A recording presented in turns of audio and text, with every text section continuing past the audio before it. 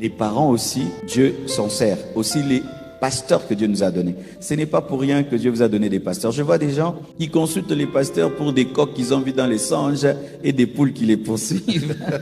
Mais quand il s'agit d'une décision de vie, pasteur, je viens te montrer celui que j'ai choisi. Ok, allez-y.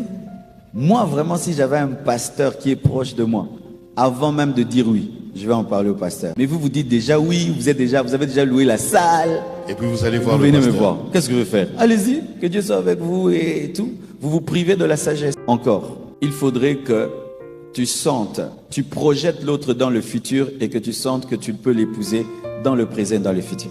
Ok. Je donne l'exemple. C'est-à-dire, oui. Il y a des garçons qui, vraiment dans sa tête, ils n'aimeraient pas vivre avec une femme très très grasse. Vraiment, c'est pas un caprice vraiment en eux. Alors, tu vois déjà que la fille, elle a une tendance déjà à grossir. Donc, quand elle aura 2-3 enfants, elle sera plus grosse.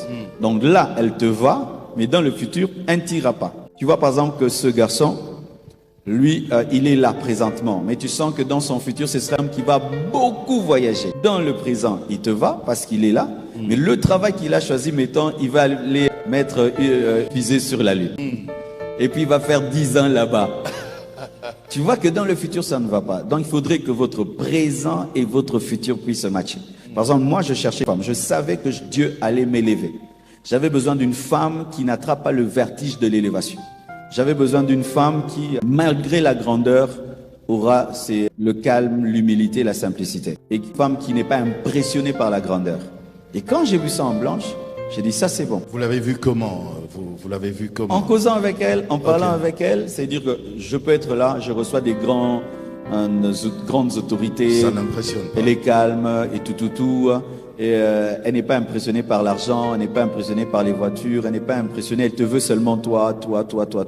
Tu sens que ce qui est autour de toi et tout, même quand elle vient à l'église, elle ne veut pas jouer à la fiancée du pasteur, elle n'attend pas impatiemment être first lady pour faire voir qu'elle est la femme de l'homme.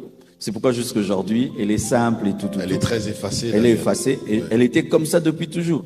Mais je savais qu'il y avait d'autres, suffisamment qu'elle soit ta fiancée. Waouh!